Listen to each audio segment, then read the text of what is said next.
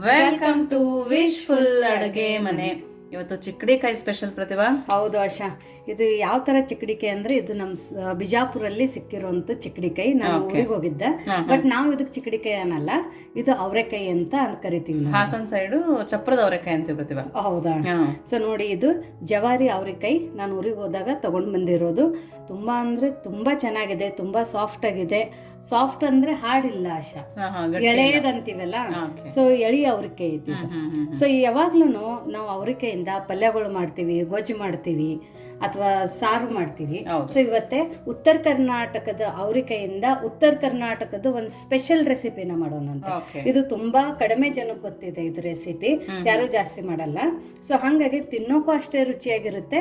ಅವರೆಕಾಯಿ ತಿನ್ನಲ್ಲ ಅನ್ನೋರು ಕೂಡ ಅವರೆಕಾಯಿನ ತಿಂತಾರೆ, ಅಷ್ಟು ಚೆನ್ನಾಗಿರುತ್ತೆ. ಸೊ ನೋಡಿ, ಇವಾಗ ಅವರೆಕಾಯಿದು ಇದು ನಾರ್ ಇರುತ್ತಲ್ಲ, ಇದು ತಕ್ಕೋಬೇಕು. ಇದು ನಾರ್ ಅಂತೀವಿ. ಹೌದು. ಸೊ ಇದನ್ನ ನಾರನ್ನ ತಕ್ಕೊಂಡು ಮಧ್ಯದಲ್ಲಿ ಈ ತರ ನಾವು ನೋಡ್ಬೇಕು, ಯಾಕಂದ್ರೆ ಹುಳ ಅದೆಲ್ಲ ಇರುತ್ತಲ್ಲ. ಹೌದು. ಈ ತರ ಇಟ್ಟು ಇದರಲ್ಲಿ ಒಂದು 3 ಅಥವಾ 4 ಸಲ ನಾವು ಈ ತರ ಕಟ್ ಮಾಡ್ಕೋಬೇಕು ಕೈಯಿಂದಾನೆ. ಚೌಳಿಕಾಯಿ ಎಲ್ಲ ಹೆಂಗ್ ಕಡಿತೀವಲ್ಲ ಹಂಗ ನಾವು ಇದು ಅವರೆಕಾಯಿನ ಕಡ್ಕೋಬೇಕು. ನೋಡಿ ಈ ತರ. ಸೊ ಎಲ್ಲದನ್ನು ನಾವು ಈ ತರ ಫಸ್ಟ್ ಕಟ್ ಮಾಡ್ಕೊಂಡು ಬರೋಣ. ನೋಡಿ, ಈ ತರ ಅವರೆಕಾಯಿನ ಸೋಸ್ಕೊಂಡು ಬಂದಿರೋದು. ನೋಡಿ, ಒಳಗಡೆ ಬೀಜನೂ ತೆಗೆಯೋದು ಅವಶ್ಯಕತೆ ಇಲ್ಲ, ಯಾಕಂದ್ರೆ ಇದು ತುಂಬಾ ಎಳೆದಿದೆ ಬೀಜ ಕೂಡ. ನೋಡಿ, ತುಂಬಾ ಬೀರಿಸಿದ್ರೆ ಮಾತ್ರ ನೀವು ಒಂದ್ ಸ್ವಲ್ಪ ತೆಗಿಬೇಕಾಗುತ್ತೆ, ಇಲ್ಲ ಅಂದ್ರೆ 1-2 ಕಟ್ ಮಾಡಿ ಹಾಕೋಬಹುದು. ತುಂಬಾ ಎಳೆದಿದೆ ಅಂತ ಹೇಳಿ ನಾನು ಹಂಗೇನೆ ಹಾಕೋತಾ ಇದ್ದೀನಿ. ಇವಾಗ ಇದನ್ನ ಸೋಸ್ಕೊಂಡ್ ಬಂದಿವಿಲ್ಲ ಆಶಾ, ಒಂದ್ ಸ್ವಲ್ಪ ನೀರ್ ಹಾಕೊಂಡು ಇದನ್ನ ನಾವು ತೊಳ್ಕೊಬೇಕು. ಇಲ್ಲ ಮುಂಚೆನೆ ನಾವು ನೈಟಕ್ಕೆ ತೊಳೆದಿಡ್ತೀವಿ ಅಂದ್ರೆ ಮತ್ತೆ ಸೋಸದ ನಂತರ ಏನು ತೊಳೆಯೋ ಅವಶ್ಯಕತೆ ಇಲ್ಲ. ನೋಡಿ, ಇವಾಗ ಇದನ್ನ ತೊಳೆದಾಯ್ತು. ಇದನ್ನ ನಾವು ಇವಾಗ ಒಂದು ಬೇರೆ ಬಾಣಲೆಯಲ್ಲಿ ಹಾಕೊಳ್ಳೋಣ. ನೋಡಿ, ಈ ತರ ಒಂದು ಬಾಣಲೆಯಲ್ಲಿ ತೊಳೆದಿರೋದು ಅವರೆಕಾಯಿನ ಹಾಕೊಳ್ಳೋಣ. ನೀರು ಸೋಸೆ ಹಾಕೋಬೇಕಲ್ಲ ಪ್ರತಿಭಾ? ಹೌದು ಆಶಾ. ನೋಡಿ, ಎಲ್ಲದನ್ನು ಹಾಕೊಂಡಾಗಿದೆ. ಇವಾಗ ನೆಕ್ಸ್ಟ್ ಏನ್ ಹಾಕೋದು ಅಂತ ಹೇಳ್ತೀನಿ. ಮೊದ್ಲೇನ್ ಹಾಕ್ತೇವೆ ಪ್ರತಿಭಾ? ಇಲ್ಲಿ ಓಂಕಾಳನ್ನ ತಗೊಂಡಿದ್ದೀನಿ ಆಶಾ, ಯಾಕಂದ್ರೆ ಗ್ಯಾಸ್ಟ್ರಿಕ್ ಪ್ರಾಬ್ಲಮ್ ಇದ್ದವರಿಗೆ ಇದು ಚೆನ್ನಾಗಿ ಗ್ಯಾಸ್ಟ್ರಿಕ್ ಆಗಲ್ಲ, ಡೈಜೆಷನ್ ಚೆನ್ನಾಗಾಗುತ್ತೆ.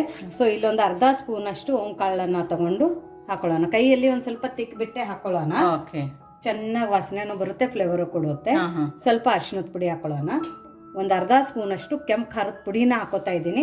ಗುಂಟೂರು ಬ್ಯಾಡಗಿ ಮಿಕ್ಸ್ ಇದು ಚಿಲ್ಲಿ ಪೌಡರ್ ಇದೆ.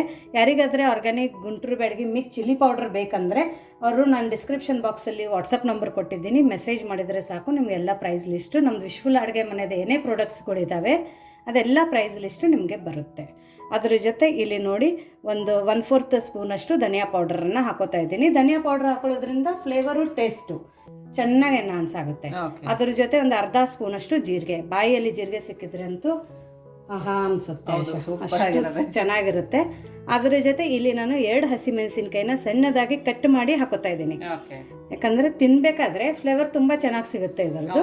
ಇದು ತುಂಬಾ ಖಾರ ಇಲ್ಲ ಹಸಿಮೆಣಸಿನ್ಕಾಯಿ, ಹಂಗಾಗಿ ಹಾಕೊಂಡಿದ್ದೀನಿ. ಇಲ್ಲ ನಾವು ಹಸಿಮೆಣಸಿನ್ಕಾಯಿನೇ ಬೇಡ ಅಂದ್ರೆ ಬರೀ ಕೆಂಪು ಖಾರದ ಪುಡಿಯಲ್ಲಿನೂ ಕೂಡ ಮಾಡ್ಕೋಬಹುದು.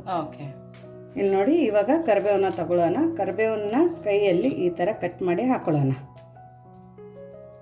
ಫ್ರೆಶ್ ಇದೆ ಇದು ಕರಿಬೇವು. ಕಣ್ಣಿಗೆ ಕೂಡ ಒಳ್ಳೇದಲ್ಲ ಪ್ರತಿಭಾ? ಹೌದು, ಹಿಮೋಗ್ಲೋಬಿನ್ ಜಾಸ್ತಿ ಆಗುತ್ತೆ. ಅದ್ರ ಜೊತೆ ಶುಗರ್ ಇದ್ದವ್ರದ್ದು ಕೂಡ ಇದು ಒಂದ್ ಸ್ವಲ್ಪ ಕಂಟ್ರೋಲ್ ಮಾಡುತ್ತೆ. ನೋಡಿ, ಇವಾಗ ಸಣ್ಣದಾಗಿ ಕಟ್ ಮಾಡ್ಕೊಂಡ್ರು ಅಂತ ಕೊತ್ತಂಬರಿ ಸೊಪ್ಪು ಒಂದ್ ಸ್ವಲ್ಪ ಜಾಸ್ತಿ ಹಾಕೊಳ್ಳಿ, ತುಂಬಾ ಚೆನ್ನಾಗಿರುತ್ತೆ. ಇದಕ್ಕೇನೆ 2 ಈರುಳ್ಳಿನ ದಪ್ಪದಾಗಿ ಇರುವಂತದ್ದು ಈ ತರ ಸಣ್ಣದಾಗಿ ಕಟ್ ಮಾಡಿ ಹಾಕೋತಾ ಇರೋದು. ಬಟ್ ಸ್ಲೈಸ್ ಅಲ್ಲಿನೇ ಕಟ್ ಮಾಡ್ಕೊಂಡಿರೋದು. ನೀವು ಬೇಕಂದ್ರೆ ಇನ್ನು ಸಣ್ಣದಾಗಿ ಕೂಡ ಕಟ್ ಮಾಡ್ಕೋಬಹುದು. ಬಟ್ ಈ ತರ ಮಾಡಿದ್ರೆ ತಿನ್ಬೇಕಾದ್ರೆ ಬಾಯಲ್ಲಿ ಚೆನ್ನಾಗಿ ಸಿಗುತ್ತೆ. ಈರುಳ್ಳಿ ತಿನ್ನಲ್ಲ ಅನ್ನೋರು ಟೋಟಲಿ ಸ್ಕಿಪ್ ಮಾಡಿ. ಇವಾಗ ನೋಡಿ, ರುಚಿಗೆ ಉಪ್ಪನ್ನ ಹಾಕೊಳ್ಳೋಣ. ಉಪ್ಪನ್ನ ಮಾತ್ರ ನೋಡ್ಬಿಟ್ಟು ಹಾಕೊಳ್ಳಿ. ಉಪ್ಪು ಹಾಕೊಂಡ ನಂತರ ಇದು ನೀಟಾಗಿ ಎಲ್ಲ ಮಿಕ್ಸ್ ಮಾಡ್ಕೊಳ್ಳೋಣ ಅಂತ ಆಶಾ, ಯಾಕಂದ್ರೆ ಅವರೆಕಾಯಿಗೆ, ಈರುಳ್ಳಿಗೆ, ಕೊತ್ತಂಬರಿ ಸೊಪ್ಪಿಗೆ ಮಸಾಲೆ ಎಲ್ಲ ಚೆನ್ನಾಗಿ ಹತ್ತಬೇಕು. ಅದ್ರ ಜೊತೆ ಉಪ್ಪು ಹಾಕೋಣ, ಇದ್ರ ನೀರು ಬಿಡ್ತೈತಿ. ಹೌದು, ಈರುಳ್ಳಿನ ನೀರು ಬಿಡುತ್ತೆ. ಹೌದು, ಅದಕ್ಕೋಸ್ಕರ ಮತ್ತೆ ಫ್ಲೇವರು ಚೆನ್ನಾಗಿ ಕೊಡುತ್ತೆ ಇದು ಮಸಾಲೆದು. ಚೆನ್ನಾಗಿ ಒಂದು ಸ್ವಲ್ಪ ಕೈಯಲ್ಲಿ ಈ ಥರ ತಿಕ್ಕಿ ಬಿಟ್ಟು ಕಲಿಸಿ. ಇನ್ನೂ ನೀವು ಯಾರು ನಮ್ಮದು ವಾಟ್ಸಪ್ ಗ್ರೂಪ್ ಲಿಂಕನ್ನು ಜಾಯಿನ್ ಆಗಿಲ್ಲ ಅಂದರೆ ವಿಶ್ಫುಲ್ ಅಡುಗೆ ಮನೆ ವಾಟ್ಸಪ್ ಗ್ರೂಪ್ ಲಿಂಕನ್ನು ನಾನು ಡಿಸ್ಕ್ರಿಪ್ಷನ್ ಬಾಕ್ಸಲ್ಲಿ ಕೊಟ್ಟಿದ್ದೀನಿ. ಆ ಲಿಂಕ್ ಮೇಲೆ ಕ್ಲಿಕ್ ಮಾಡಿದರೆ ಸಾಕು, ನೀವು ನಮ್ಮ ಜೊತೆ ಕನೆಕ್ಟ್ ಆಗ್ತೀರಾ. ನಿಮ್ಗೆ ಏನೇ ಕ್ವರೀಸ್ ಆಗಲಿ ಡೌಟ್ಸ್ಗಳಾಗಲಿ ಇದ್ದರೆ ನೀವು ಅಲ್ಲಿ ನಮ್ಮ ಜೊತೆ ಕಮ್ಯುನಿಕೇಟ್ ಮಾಡ್ಬೋದು. ಆಮೇಲೆ ವಿಶ್ಫುಲ್ ಅಡುಗೆ ಮನೆ ಪ್ರಾಡಕ್ಟ್ಸು ಕೂಡ ಪ್ಯೂರ್ ಆರ್ಗ್ಯಾನಿಕ್ ಆಗಿದ್ದಾವೆ.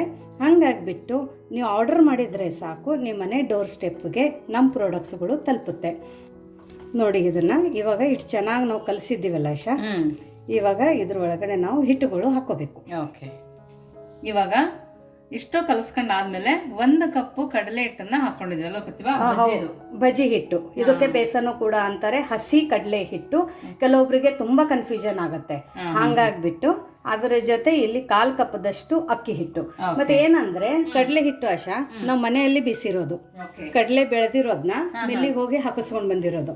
ಸೊ ಕೆಲವೊಂದೊಂದು ಕಡಲೆ ಹಿಟ್ಟಕ್ಕೆ ನೀರ್ ಜಾಸ್ತಿ ತಗೊಳುತ್ತೆ, ಕೆಲವೊಂದೊಂದು ಕಡಲೆ ಹಿಟ್ಟಕ್ಕೆ ನೀರ್ ಕಡಿಮೆ ತಗೊಳುತ್ತೆ. ಸೊ ನೋಡ್ಬಿಟ್ಟು ಆಮೇಲೆ ನೀರನ್ನ ನಾವು ಹಾಕೊಳ್ಳೋಣ. ತುಂಬ ಹೆಲ್ದಿ ರೆಸಿಪಿ ಇದೆ. ಮಕ್ಕಳಿಗೆ ಲಂಚ್ ಬಾಕ್ಸಿಗಾಗಲಿ, ಆಫೀಸ್ಗೆ ಹೋಗೋರಿಗಾಗಲಿ, ಪ್ರಯಾಣಕ್ಕೆ ಹೋಗ್ಬೇಕಂದವ್ರಿಗೂ ಕೂಡ ಈ ರೆಸಿಪಿನ ನೀವು ಮಾಡ್ಕೊಂಡು ತೊಗೊಂಡೋಗ್ಬೋದು. ಬೆಳಗ್ಗೆ ಮಾಡಿದರೆ ಸಂಜೆ ತನಕನೂ ಇದು ಹಳಸಲ್ಲ ಆಶಾ. ಹೌದು, ತುಂಬ ಚೆನ್ನಾಗಿರುತ್ತೆ. ನಮ್ಮ ಸೈಡ್ ಏನಂದರೆ ಇವಾಗ ಈ ಥರ ಅವರೆಕಾಳು ಸೀಸನಲ್ಲಿ ನಾವು ಈ ಥರ ಮಾಡ್ಕೊಂಡ್ಬಿಟ್ಟು ಪಲ್ಯನೇ ಮಾಡಲ್ಲ, ಚಪಾತಿಗೂ ಕೂಡ ಹಚ್ಕೊಂಡು ತಿಂತೀವಿ. ಇದನ್ನೇನೆ ಸೈಡ್ ಡಿಶ್ ಅಂತಾನು ತಿನ್ಬೋದು, ಸ್ನ್ಯಾಕ್ಸ್ ಅಂತಾನು ತಿನ್ಬೋದು. ಸೊ ಅವರೆಕಾಯ್ದು ಇದೊಂದು ತುಂಬ ಅಂದರೆ ತುಂಬ ಯುನೀಕು, ತುಂಬ ಡಿಫ್ರೆಂಟ್ ರೆಸಿಪಿ ಇದೆ. ಮತ್ತು ಈ ಥರ ಮಾಡೋದ್ರಿಂದ ನಮಗೆ ಕ್ವಾಂಟಿಟಿ ಕೂಡ ಜಾಸ್ತಿ ತಿಂದಂಗಾಗುತ್ತೆ. ಹೌದು ನೋಡಿ, ಇವಾಗ ಇಟ್ಟು ಕಲಿಸಿದ್ವಲ್ಲ, ಇಟ್ಟು ಕಲ್ಸಿದ ನಂತರ ಇದಕ್ಕೆ ನೀರು ಜಾಸ್ತಿ ಬೇಕಾಗಲ್ಲ. ಇವಾಗ ಸುಮ್ಮನೆ ಒಂದೇ ಒಂದು ಹಿಡಿಯಷ್ಟು ನಾವು ಇದ್ರೊಳಗಡೆ ನೀರನ್ನು ಹಾಕೋಬಹುದು. ನೋಡಿ ಇವಾಗ ಈ ಕೈಯಲ್ಲಿ ಎಷ್ಟು ಹಿಡಿಸುತ್ತಲ್ಲ ಆಶಾ, ಇಷ್ಟೇ ನೀರು. ಯಾಕಂದ್ರೆ ಇದು ನಮ್ಗೆ ತುಂಬಾ ಲೂಸ್ ಇರಬಾರ್ದು, ಮತ್ತೆ ತುಂಬಾ ಗಟ್ಟಿ ಕೂಡ ಇರಬಾರ್ದು. ಇದಕ್ಕೆ ಸೋಡಾ ಈನೋ ಏನು ಬಳಸ್ತಾ ಇಲ್ಲ ಪ್ರತಿಭಾ? ಏನು ಬೇಕಾಗಿಲ್ಲ ಆಶಾ. ಮೊಸರು ಬೇಡ, ಸೋಡಾ ಬೇಡ, ಈನೋ ಬೇಡ. ಸೊ ಪ್ಯೂರ್ ಆಗಿ ನೀವು ಈ ತರ ರೆಸಿಪಿನ ಮಾಡ್ಕೊಂಡು ತಿನ್ಕೋಬಹುದು. ನೋಡಿ ಇವಾಗ ಕಲುಷ ಆಯ್ತಲ್ಲ, ಕಲುಷ ಆದ ನಂತರ ಜಸ್ಟ್ ಇದನ್ನ ಇದೇ ತರ ತಗೋಬೇಕು. ಸ್ವಲ್ಪ ಪ್ರೆಸ್ ಮಾಡ್ಬೇಕು, ಜಾಸ್ತಿ ಬೇಡ. ಈ ತರ ಲೈಟಾಗಿ ಈ ತರ ಪ್ರೆಸ್ ಮಾಡ್ಬೇಕು. ಪ್ರೆಸ್ ಮಾಡಿಬಿಟ್ಟು ಇವಾಗ ನಾವು ಇದನ್ನ ನೋಡಿ, ಇವಾಗ ಇದನ್ನ ಬಿಸಿ ಬಿಸಿ ಎಣ್ಣೆ ಒಳಗಡೆ ಹಾಕೊಳ್ಳೋಣಂತೆ. ನೋಡಿ ತೀರಾ ತೆಳುನೂ ಇಲ್ಲ, ಕರೆಕ್ಟ್ ಗಟ್ಟಿಯಾಗಿ ಇದೆ ನೋಡಿ ಪ್ರತಿಭಾ. ಹೌದು ಆಶಾ, ಗಟ್ಟಿಯಾಗಿನೇ ಇದೆ. ಬರೀ ಬೈಂಡ್ ಆಗೋಷ್ಟೇ ನಮ್ಗೆ ಇಲ್ಲಿ ನೀರು ಹಾಕ್ಬೇಕು. ಅವಾಗ ಕಲಸಿ ಇವಾಗ ಹಾಕೋಬೇಕಲ್ವ ಪ್ರತಿಭಾ? ಹೌದೌದು. ನೋಡಿ ಈ ಥರ ಜಸ್ಟ್ ತಗೊಂಡ್ಬಿಟ್ಟು ಬಿಡಬೇಕು. ಇದಕ್ಕೆ ನಮ್ಗೆ ಯಾವುದೇ ಥರ ಶೇಪ್ ಕೊಡಬೇಕು, ಅದನ್ನು ಕೊಡ್ಬೇಕು ಅನ್ನೋದೇನಿಲ್ಲ. ಈ ಥರ ಎಣ್ಣೆ ಚೆನ್ನಾಗಿ ಕಾಯಬೇಕು. ಕೈದ ಮೇಲೆ ಫ್ಲೇಮನ್ನು ಲೋ ಫ್ಲೇಮಲ್ಲಿ ಇಟ್ಕೊಂಡು ಆಮೇಲೆ ಇದು ಈ ಥರ ಬಿಡ್ತಾ ಹೋಗಬೇಕು. ಇದೆಲ್ಲ ತುಂಬ ಡಿಫ್ರೆಂಟು ಯುನೀಕ್ ರೆಸಿಪಿ. ತುಂಬ ಡಿಫ್ರೆಂಟ್ ಆಗಿದೆ ಪ್ರತಿಭಾ. ನೀನು ಯಾವತ್ತಾದ್ರೆ ಟ್ರೈ ಮಾಡಿದ್ದೆ? ಟ್ರೈ ಮಾಡಿಲ್ಲ ಪ್ರತಿಭಾ. ಚಪ್ಪರದ ಅವರೆಕಾಯಿ ಅಂತ ನೋಡ್ತಿದ್ವಿ, ಪಲ್ಯ ಮಾಡ್ತಿದ್ವಿ, ಸಾಂಬಾರು ಮಾಡ್ತಿದ್ವಿ, ಬಟ್ ಈ ಥರ ಡಿಫ್ರೆಂಟ್ ಆಗಿ ಟ್ರೈ ಮಾಡಿರಲಿಲ್ಲ. ಓಕೆ ನೋಡಿ, ಇವಾಗ ಫ್ಲೇಮನ್ನು ಲೋ ಫ್ಲೇಮಲ್ಲಿ ಇಟ್ಕೊಂಡಿದ್ದೀವಿ. ಹಾಕಬೇಕಾದ್ರೆ ತಕ್ಷಣನೇ ನಾವು ಇದಕ್ಕೆ ಕೈ ಆಡಿಸ್ಬಾರ್ದು. 1 ಸೆಕೆಂಡ್ ಆದ ನಂತರ ಕೈ ಆಡಿಸ್ಬೇಕು. ಇವಾಗ ಫ್ಲೇಮನ್ನು ಮೀಡಿಯಂ ಫ್ಲೇಮಲ್ಲಿ ಇಟ್ಕೋಬೇಕು. ಯಾಕಂದ್ರೆ ನಾವು ಸೌಡಾ ಅದೇನೋ ಹಾಕಿಲ್ಲಲ್ಲ ಆಶಾ. ಹೌದು, ಹಾಗಾಗಿ ಒಂದು ಸ್ವಲ್ಪ ನಿಧಾನಕ್ಕೆ ಬೈದ್ರೆ ಒಳಗಡೆ ತನಕ ಚೆನ್ನಾಗಿ ಬೈಯುತ್ತೆ. ಆಮೇಲೆ ಅಕ್ಕಿ ಹಿಟ್ಟು ಹಾಕೋದ್ರಿಂದನೂ ಗರಿ ಗರಿಯಾಗಿರುತ್ತೆ. ನಾವು ಅಕ್ಕಿ ಹಿಟ್ಟು ತಿನ್ನಂಗಿಲ್ಲ ಅಂದರೆ ಸ್ಕಿಪ್ ಮಾಡ್ಬೋದು. ಇದನ್ನು ನಾವು ಬಜ್ಜಿ ಎಲ್ಲ ಕರಿತೀವಲ್ಲ, ಗೋಲ್ಡನ್ ಬ್ರೌನ್ ಆಗೋ ತನಕ ಕರ್ಕೊಂಡು ಬರೋಣ. ನೋಡಿ ಇದು ತುಂಬ ಚೆನ್ನಾಗಿ ಫ್ರೈ ಆಗಿದೆ ಆಶಾ. ಹೌದು, ನೋಡಿ ಇವಾಗ ಏನು ಮಾಡೋಣ ಅಂದರೆ ನಾವು ಇದನ್ನು ತಕ್ಕೋಬೇಕು. ಈ ಥರ ನೋಡಿ ಎಷ್ಟು ಗರಿ ಗರಿಯಾಗಿ ಸೌಂಡ್ ಬರ್ತಾ ಇದೆ ಅಂದರೆ ನಿಧಾನಕ್ಕೆ ತಕ್ಕೊಳ್ಳಿ. ನೋಡಿ ಎಲ್ಲದನ್ನು ಈ ಥರ ತಕ್ಕೊಂಡಿದ್ದೀವಿ. ಇವಾಗ ನೆಕ್ಸ್ಟ್ ಟೈಮ್ ಹಾಕ್ಬೇಕಂದ್ರೂ ಎಣ್ಣೆ ಇವಾಗ ಆಲ್ರೆಡಿ ಬಿಸಿ ಇದೆ, ಹಾಗಾಗಿ ಫ್ಲೇಮನ್ನು ಹೈಯಲ್ಲಿ ಇಟ್ಕೋಬಾರ್ದು. ಮತ್ತೆ ಅದೇ ಲೋ ಫ್ಲೇಮಲ್ಲಿ ಎಣ್ಣೆ ತುಂಬ ಚೆನ್ನಾಗಿ ಕಾಯ್ದಿದೆಯಲ್ಲ, ಲೋ ಫ್ಲೇಮಲ್ಲಿನೇ ಹಾಕೋಬೇಕು. ಇದೇ ಥರ ಈ ಥರ ಲೋ ಫ್ಲೇಮಲ್ಲಿ ಹಾಕ್ಕೊಂಡು ಆಮೇಲೆ ನಾವು ಎಲ್ಲ ಹಾಕೊಂಡು ನಂತರ ಫ್ಲೇಮನ್ನು ಮೀಡಿಯಮ್ ಫ್ಲೇಮಲ್ಲಿ ಇಟ್ಕೋಬೇಕು. ನಾವು ಮಧ್ಯಾಹ್ನಕ್ಕೆ ಮಾಡಬೇಕು, ನಾವು ಬೆಳಗ್ಗೆನೆ ಕಲುಷಿಡ್ತೀವಿ ಅಂದರೆ ಎಲ್ಲ ಹಾಕಿಬಿಟ್ಟು ಆಶಾ ಮಸಾಲೆಗಳನ್ನ ಆಮೇಲೆ ಲಾಸ್ಟಿಗೆ ನೀವು ಮಾಡಬೇಕಾದ್ರೆ ಹಿಟ್ಟುಗಳನ್ನು ಹಾಕಿಬಿಟ್ಟು ಕಲಿಸ್ಬಿಟ್ಟು ಹಾಕಬೇಕು. ಅಲ್ಲಿ ತನಕ ಚೆನ್ನಾಗಿ ಈರುಳ್ಳಿ ನೀರು ಬಿಡುತ್ತೆ, ಅದು ಇನ್ನೂ ಫ್ಲೇವರ್ ಇನ್ನೂ ಚೆನ್ನಾಗಿ ಬರುತ್ತೆ. ನೋಡಿ ಎಲ್ಲದನ್ನು ಹಾಕಾಯ್ತು. ಇವಾಗ ಇದನ್ನು ಮೀಡಿಯಂ ಫ್ಲೇಮಲ್ಲಿ ಇಟ್ಕೊಂಡು ಅದೇ ಥರ ಕರ್ಕೊಂಡು ಬರೋಣ. ನೋಡಿ ಇದು ಕೂಡ ತುಂಬ ಚೆನ್ನಾಗಿ ಬೈದಿದೆ ಆಶಾ. ಹೌದು, ಚೆನ್ನಾಗಿ ಫ್ರೈ ಆಗಿದೆ. ಇವಾಗ ಫ್ಲೇಮನ್ನು ಲೋ ಫ್ಲೇಮಲ್ಲಿ ಇಟ್ಕೊಂಡು ತಗೊಳ್ಳೋಣ. ಏನು ಸಖತ್ತಾಗಿದೆ ನೋಡಿ, ತುಂಬ ಚೆನ್ನಾಗಿದೆ. ನೋಡೋಕ್ಕೂ ನೋಡಿದ ತಕ್ಷಣ ಬಾಯಲ್ಲಿನೇ ಹಾಕೋಬೇಕನ್ಸುತ್ತೆ, ಅಷ್ಟು ಚೆನ್ನಾಗಿದೆ. ಹೌದು, ನೋಡಿ ಎಲ್ಲದೂ ಇದೇ ಥರ ಮಾಡ್ಕೊಂಡು ಬರೋಣ. ನೋಡಿ ನಮ್ಮದು ಬಿಸಿ ಬಿಸಿ ಅವರೆಕಾಯಿ ಬಜ್ಜಿ ರೆಡಿಯಾಗಿದೆ. ನೋಡೋಕೆ ಎಷ್ಟು ಚೆನ್ನಾಗಿದೆ, ತಿನ್ನೋಕ್ಕೂ ಅಷ್ಟೇ ಚೆನ್ನಾಗಿದೆ. ಇವಾಗೇನು ಕ್ವಶನ್ ಅಂದರೆ ನಾವು ಸೋಡಾ ಹಾಕಿಲ್ಲ. ಹೌದು. ಸೊ ಒಳಗಡೆ ಆಗೈತೋ ಇಲ್ಲೋ, ಕ್ರಿಸ್ಪಿ ಆಗೈತೋ ಇಲ್ಲೋ ಅಂತ. ಸೊ ನೋಡಿ ಒಳಗಡೆ ತುಂಬ ಚೆನ್ನಾಗಿ ಬೈದಿದೆ. ಇವಾಗ ಅವರೆಕಾಯಿ ಹಾಕಿದ್ದಾರೆ, ಇದನ್ನ ಬೈದೈತೋ ಇಲ್ಲೋ ಅಂತ ಗೊತ್ತಾಗಬೇಕಲ್ಲ ಆಶಾ. ನೋಡಿ ಇದೆಲ್ಲ ಫುಲ್ ಅವರೆಕಾಯಿ ಇದೇನೆ, ಒಳಗಡೆನೂ ತುಂಬ ಚೆನ್ನಾಗಿ ಬೈದಿದೆ, ಅಷ್ಟೇ ಕ್ರಿಸ್ಪಿ ಆಗಿದೆ. ನೋಡಿ ಸೌಂಡು ಅಷ್ಟೇ ಕ್ರಿಸ್ಪಿ, ಅಷ್ಟೇ ಚೆನ್ನಾಗಾಗಿದೆ. ಆಶಾ ನೋಡಿ ತಿಂದಿದ್ದು ಅವರೆಕಾಯಿ ಬೈದೈತೇನೋ. ಇದು ಬರೀ ಹೀಗೆ ತಿನ್ನೋದಲ್ಲದೆ ಇದನ್ನು ನಾವು ನೋಡಿ ಈ ಥರ ಅನ್ನ ಸಾರು ಜೊತೆ ಕೂಡ ಸರ್ವ್ ಮಾಡ್ಕೋಬಹುದು. ಹೇಗಿದೆ ಆಶಾ ಟೇಸ್ಟ್ ಅಂತೂ ಸೂಪರ್ ಆಗಿದೆ ಪ್ರತಿಭಾ. ಹೌದಾ? ಹೌದು. ಚಿಕ್ಕಡಿಕಾಯಿ ಅಂತ ಏನು ಗೊತ್ತಾಗಲ್ಲ, ಬಟ್ ತುಂಬಾ ಚೆನ್ನಾಗಿದೆ. ಎದರಿಂದ ಮಾಡಿದ್ದೀವಿ ಅಂತ ಗೆಸ್ಟ್ ಬಂದಾಗ ನೀವು ಮಾಡಿ, ಅವರು ಕೂಡ ಶಾಕ್ ಆಗ್ತಾರೆ. ಅಷ್ಟು ಒಳ್ಳೆ ರೆಸಿಪಿ ಇದೆ, ಅಷ್ಟು ಒಳ್ಳೆ ಸ್ನ್ಯಾಕ್ಸು ಕೂಡ ಅನ್ಬೋದು. ಈ ಥರ ಅನ್ನ ಸಾರು ಜೊತೆ ನೆಂಚ್ಕೊಳಕ್ಕೂ ಆಗುತ್ತೆ, ಅದ್ರ ಜೊತೆ ಹೆಲ್ದಿ ಸಲಾಡು ಕೂಡ ನಾವು ತಿನ್ನೋಣ ಅಂತೆ. ಸೊ ಕಂಪ್ಲೀಟಾಗಿ ಇದೊಂದು ಹೆಲ್ದಿ ರೆಸಿಪಿನೂ ಅನ್ಬೋದು. ಬರೀ ಇದು ಎಣ್ಣೆಲಿ ಕರೆದಿದ್ದೀವಿ ಅಂತ ಅನ್ಹೆಲ್ದಿ ಅನ್ಕೋಬಹುದು ಅಷ್ಟೇ. ಕರೆದಿರೋದ್ರಿಂದ ಹೆಲ್ದಿಯಾಗಿರುತ್ತೆ. ಇಲ್ಲ ಅಂದರೆ ನೀವು ಇದನ್ನು ತವೆ ಮೇಲೆ ಹಾಕಿ ಕೂಡ ಕಟ್ಲೆಟ್ ಥರ ಕೂಡ ಮಾಡ್ಕೋಬೋದು ಕಡಿಮೆ ಎಣ್ಣೆಯಲ್ಲಿ. ಸೊ ನೋಡಿ ಈ ಥರನೂ ಕಂಪ್ಲೀಟ್ ತಾಳಿನೂ ಮಾಡ್ಕೋಬೋದು. ಒಂದೊಂದು ಸರ್ತಿ ಪಲ್ಯ ಮಾಡೋಕೆ ಬೇಜಾರಾಗಿರುತ್ತೆ, ನೆಂಚ್ಕೊಳ್ಳೋಕೆ ಕೇಳ್ತಾರೆ. ಸೊ ಈ ಥರ ಒಂದು ಹೆಲ್ದಿ ನೆಂಚ್ಕೊಳ್ಳೋಕ್ಕೂ ಕೂಡ ಮಾಡ್ಕೋಬೋದು. ಸೈಡ್ ಡಿಶ್ ಅಂತಲೂ ನಾನು ಅದಕ್ಕೆ ಹೇಳಿರೋದು. ಸೊ ಈ ಥರ ನಿಮ್ಗೊಂದು ಉತ್ತರ ಕರ್ನಾಟಕದ ನುಗ್ಗೆಕಾಯಿ ಸಾಂಬಾರು ಬೇಕಂದ್ರೂ ಕೂಡ ಕಮೆಂಟ್ ಹಾಕಿ, ಈ ರೆಸಿಪಿ ಕೂಡ ನಿಮಗೋಸ್ಕರ ತಗೊಂಡು ಬರ್ತೀವಿ.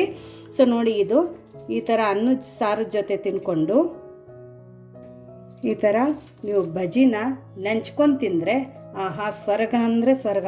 ಅಥವಾ ಈ ಥರ ಕಟ್ ಮಾಡಿ ಈ ಥರ ಅನ್ನ ಸಾರು ಜೊತೆನೂ ನೀವು ತಿನ್ಕೊಂಡು ನೋಡಿ. ನಾವು ಉತ್ತರ ಕರ್ನಾಟಕ ಸೈಡಲ್ಲಿ ನಾವು ಇದೇ ಥರ ತಿನ್ನೋದು, ಅನ್ನ ಸಾರು ಜೊತೆ ಬಜ್ಜಿನ ಆಶಾ ಈ ಥರ ನೆಂಚ್ಕೊಂಡು ಈ ಥರ ತಿಂತೀವಿ. ಸೊ ಒಬ್ಬೊಬ್ಬರು ತಿನ್ನೋದು ಡಿಫ್ರೆಂಟ್ ಆಗಿರುತ್ತೆ. ಸೊ ಈ ಥರ ತಿನ್ನೋದು ಕೂಡ ನೀವು ಟ್ರೈ ಮಾಡಿ, ಯಾಕಂದರೆ ನನಗೆ ಈ ಥರ ತಿನ್ನೋಕೆ ತುಂಬ ಇಷ್ಟ. ಸೊ ನೀವು ಇದೊಂದು ಡಿಫ್ರೆಂಟ್ ಟೇಸ್ಟನ್ನು ಟ್ರೈ ಮಾಡಿ, ಹೇಗೆ ಅನಿಸುತ್ತೆ ಅಂತ ಕಮೆಂಟ್ ಮೂಲಕ ತಿಳಿಸೋದನ್ನು ಮರಿಬೇಡಿ. ಮತ್ತೆ ಸಿಗೋಣ ನಾವು ಇದೇ ಥರ ಹೊಸ ಹೊಸ ರೆಸಿಪಿ ಜೊತೆ ವಿಶ್ಫುಲ್ ಅಡುಗೆ ಮನೆಯಲ್ಲಿ. Thank you.